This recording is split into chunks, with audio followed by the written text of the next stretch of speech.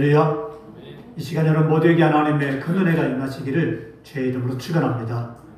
이한규 목사님의 상처는 보물, 인생의 보물지도라는 책에 나오는 이야기입니다. 어느 날 교회에서 가족 찬양 경연대회를 했습니다. 근데 한 집사님이 찬송을 부르다가 가사를 틀렸어요. 교인들은 깔깔대고 웃었고 그 집사님의 얼굴은 홍당무가 되었고 자리에 돌아와서 고개를 들지 못하고 있었습니다. 이어 목사님의 가정이 찬송을 불렀는데 목사님도 가사를 틀렸습니다. 교인들은 다시 깔깔대고 웃었고 사모님과 자녀들은 왜 틀렸느냐고 핀잔 주는 얼굴로 목사님을 힐끗 쳐다봤습니다.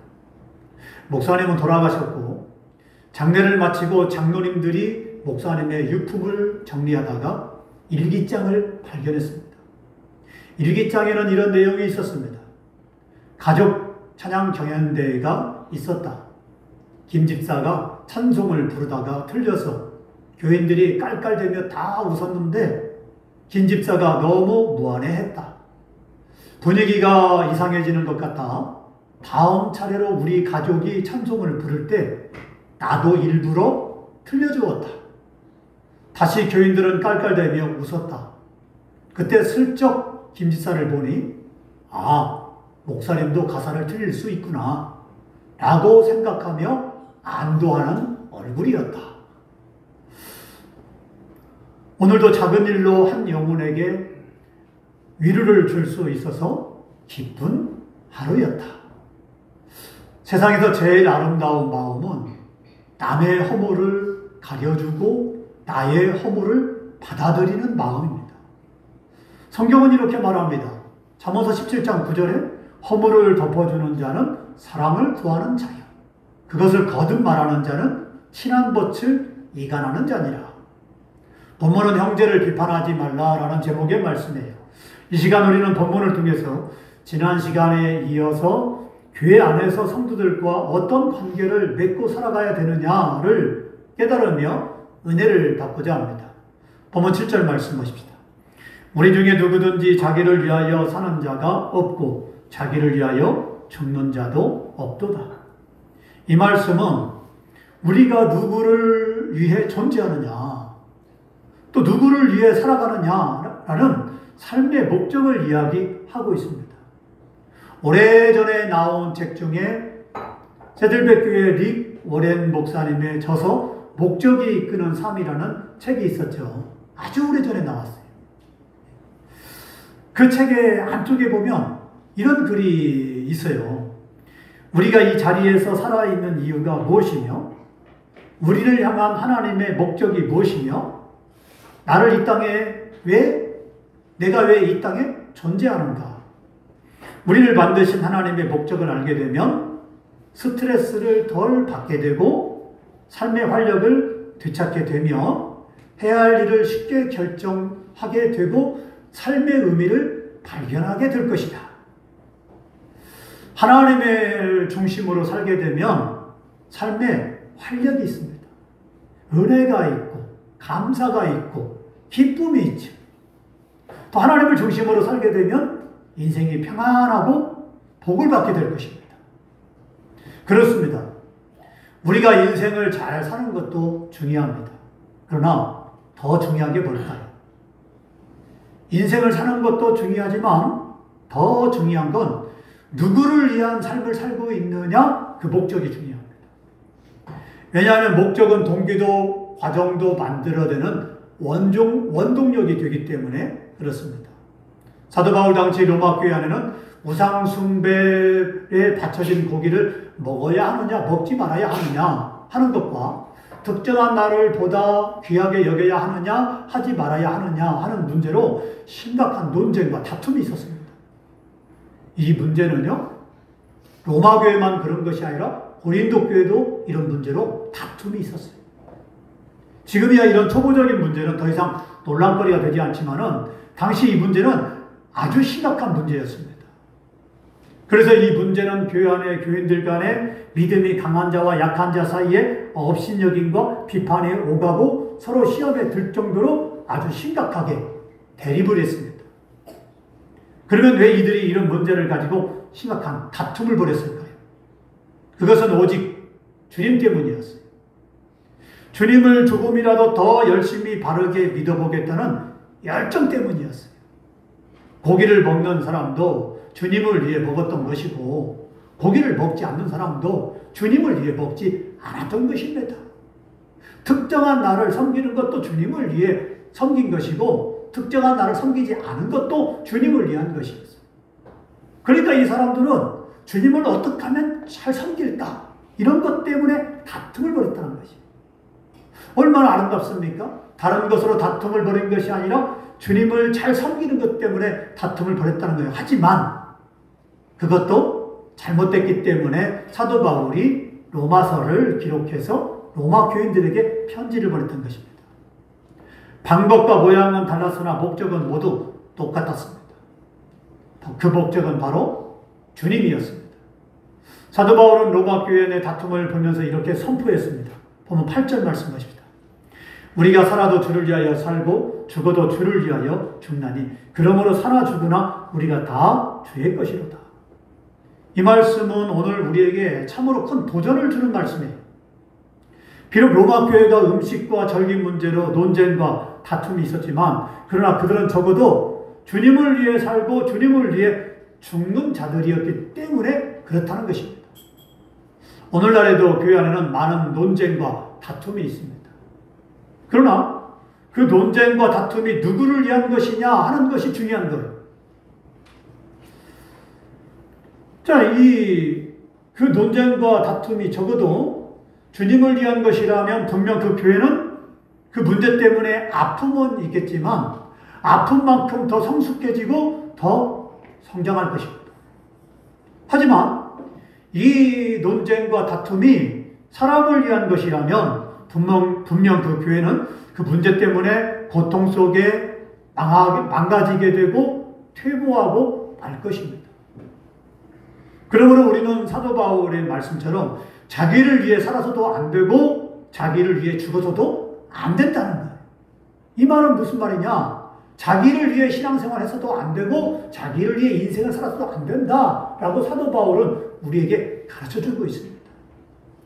우리는 살아도 주를 위하여 살고 죽어도 주를 위하여 살아야 돼요. 또한 고린도전서 10장 31절 말씀처럼 먹든지 마시든지 무엇을 하든지 다 하나님의 영광을 위해 살아야 됩니다. 할렐루야. 사람은 참 다양합니다. 세상에 똑같은 사람은 다 한 명도 없어요. 엄마 뱃속에서 한 날 한시에 나온 똑 닮은 쌍둥이도 다 다릅니다. 생김새가 똑같은 것 같아도 절대 쌍둥이가 똑같지 않아요. 그렇기 때문에 엄마 아빠는 잘 구별해요. 남들은 구별 못합니다. 아유, 똑같네. 똑같아. 키도 똑같고 얼굴도 똑같고 머리 모양 똑같고 옷 입어도 똑같고, 아, 누가 누구야? 쌍둥이는 모르죠. 근데 엄마 아빠는 알더라 이 말입니다. 왜? 다르기 때문에. 다른 점이 있어요. 하물며 우리이겠습니까? 같은 교회 다니지만 믿음도 다르고 믿음 위에 나머지도 모두 다 다릅니다. 그러나 우리는 다양함 속에 한 가지 일치가 되어야 하는 게 있습니다. 그것이 무엇이냐? 그것은 바로 주님을 위한 것이 되어야 한다는 거예요. 오늘 우리가 생명샘교회라는 같은 장소에 나와서 같은 찬송을 부르고 같은 말씀을 나누는 것은 같은 주를 믿기 때문에 그렇습니다. 예수님은 우리를 구원하기 위해 십자가에 죽으셨다가 장사한 지 사흘 만에 부활하셨습니다. 그리스도께서 죽었다가 다시 살아난 이유는 죽은 자와 산 자의 주가 되기 때문에 그렇습니다. 그러므로 우리 모두 사나 죽으나 모두 주님의 것입니다. 자, 주님이 우리의 주님이기 때문에, 그리고 모든 산자와 죽은 자의 주님이세요. 곧 이 말은 뭐냐? 우리가 살아있어도 주님 것이고 죽어도 주님 것이고 이미 죽은 자도 주님 거라는 거예요. 그러니까 우리 인생은 내 것이 아니에요. 이것을 먼저 우리가 생각하고 신앙생활을 해야 돼요. 살아도 내 것이 아니고 나는 죽어도 내 것이 아니에요. 왜? 이미 십자가의 피값으로 나를 주님이 사셨기 때문에 나는 내 것이 아니다. 그렇기 때문에 주님은 우리에게 뭐라고 말씀하냐면 우리를 위하여 죽어도 우리를 위하여 죽어도 안 되고 살아도 우리를 위해 살아도 안 된다라고 사도 바울을 통해서 우리에게 말씀하고 있는 것입니다. 그러니까 우리의 삶의 목적은 오직 주를 위한 것이 되어야 한다 이 말입니다. 이렇게 목적이 같으면 우리는 다투거나 비판하거나 싸울 일이 없습니다. 왜? 나를 위해 살지 않고 주님을 위해 살기 때문에. 그러므로 범사에 나를 위해 살지 말고 오직 주님을 위해 살아가시기를 바랍니다. 할렐루야. 그런데 왜 우리가 같은 교회를 다니면서 같은 형제를 미워할까요? 주님의 뜻보다 내 뜻을 먼저 앞세우기 때문이고 주님 말씀보다는 내 생각을 먼저 앞세우기 때문에 그렇습니다. 지금 저는 여러분들에게 교회 안에서 성도들에게 어떻게 대해야 되느냐에 대해서 말씀을 전하고 있는 거예요. 같은 교회 다니면서 같은 형제를 왜 비판하느냐? 같은 교회 다니면서 형제를 우리가 판단해서도 안 된다라는 걸 이런 말씀을 통해 전해주고 있는 거예요. 주님의 뜻보다는 내 뜻을 먼저 앞세우기 때문에 형제를 비판하고요. 주님 말씀보다는 내 생각을 먼저 앞세우기 때문에 형제를 판단하는 것입니다. 그러나 반대로 그 어떤 것이라도 주님을 위한 것이 된다면 우리는 더 이상 같은 형제를 비판할 일이 없습니다. 사도 바울은 로마 교회 속에서 다툼과 비판을 일삼은 성도들을 향해서 이렇게 엄중히 책망하며 경고의 말씀을 주었습니다. 보면 10절 말씀 보십시다. 내가 어찌하여 내 형제를 비판하느냐? 어찌하여 내 형제를 업신여기느냐? 우리가 다 하나님의 심판대 앞에 서리라. 그렇습니다. 교회 내에서 형제를 비판하고 형제를 업신여기면 그 사람은 장차 하나님의 심판대 앞에 서게 될 것이다. 이 말은 뭐냐면 하나님의 심판을 받게 될 것이다 라는 말입니다. 그러므로 우리는 형제를 비판하지 말고 형제를 업신여기지도 말고 형제와 다투서는 안 된다는 거예요. 내가 보기에 틀렸다고 해서 나와 다르다고 해서 내가 보기에 옳지 않다고 해서 형제를 함부로 비판하거나 업신여기서는 안 된다는 거예요. 왜냐하면 형제를 판단하는 자는 하나님의 심판대 앞에 서야 되기 때문에 그래요. 우리가 같은 형제에 대해서 이렇게 말하고 어떻게 말하고 대하는 것 모두 하나님 앞에 가서 심판을 받을 것입니다. 그런 거로 사도 바울은 형제를 비판하거나 업신여기지 말라고 우리에게 엄중히 책망하며 경고하고 있습니다. 하나님의 심판을 두려워하십시오. 하나님의 심판을 두려워하지 않기 때문에 사람들이 함부로 형제를 업신여기고 비판하고 싸우고 다툴 수밖에 없다는 것입니다. 창세기 9장에 보면 술에 취한 노아의 허물에 대한 세 아들의 반응이 나옵니다. 함이 아버지의 부끄러운 광경을 보고 그것을 드러냈습니다. 왜냐하면 노아가 포도주를 담궈가지고 그날은 술을 많이 먹었던가 봐요. 술에 취했어요. 자기가 벌거벗은 것도 몰랐어요. 그래서 술에 취해가지고 대자로 누웠어. 벌거벗고 누웠으니 부끄러운 것이 보이잖아요. 그러니까 함이 와가지고 아버지의 그 벌거벗은 모습을 보고 형제들에게 얼레꼴레 하면서 야 아버지가 이래 그 부끄러운 것을 다 말했어요. 그러니까 이제는 셈과 야벳 그 형제가 가가지고 뒷걸음질 쳐가지고 아버지의 부끄러운 것을 옷으로 덮었어요. 그 결과 어떻게 되었습니까? 아버지의 허물을 덮어주지 못한 함은 복을 잃었고 아버지의 허물을 덮어준 사람의 셈은 아브라함과 이삭과 야곱의 하나님이라고 불리는 후손들이 되었고 야벳은 창대해졌습니다. 허물을 덮어주는 자가 복을 받고 허물을 덮어주는 자가 복을 받습니다. 내가 잘 되는 길은 남의 허물을 덮어주는 거예요. 우리는 감사할 일은 드러내고 부끄러운 것은 감춰주는 복받은 사람이 되어야 됩니다. 예전에 재벌들이 돈 때문에 부모와 자식 간에 형제와 형제 간에 서로 헐뜯고 허물을 들추는 일들이 많았습니다. 자, 이렇게 가족들끼리 허물을 들치면 어떻게 되겠습니까? 온 국민들에게 손가락질을 받습니다. 우리는 이들처럼 돈의 노예가 되어서 돈 때문에 형제들끼리 서로 싸우고 부모와 서로 자식 간에 싸워서도 안 됩니다. 성경에 사람이 무엇으로 심든지 그대로 거두게 된다고 했고, 비판하면 그 비판으로 비판을 받게 되고, 헤아리면 그 헤아림으로 헤아림을 받게 된다고 말씀하고 있습니다. 마지막으로 본문 11절 12절 말씀을 보십시다. 기록되었으되 주께서 이르시되 내가 살았노니 모든 무릎이 내게 꿇을 것이요 모든 혀가 하나님께 자백하리라 하였느니라. 이러므로 우리 각 사람이 자기 일을 하나님께 짓고 하리라. 오늘 우리가 하나님의 심판을 두려워할 이유가 여기에 있고, 형제를 비판하지 말아야 될 이유가 여기에 있습니다. 교회 내에서 형제를 서로 업신여기고 비판하고 싸우고 다투게 되면 반드시 하나님의 심판을 받게 됩니다.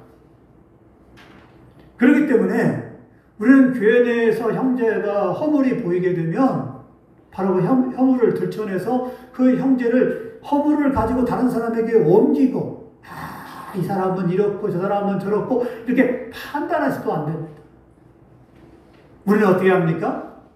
바로 그 노아 아버지의 허물을 덮어준 셈과 야벳처럼 그렇게 형제의 허물을 덮어줘야 돼요. 그게 올바른 신앙생활이에요. 성경의 바리새인들과 서기관들을 보십시오.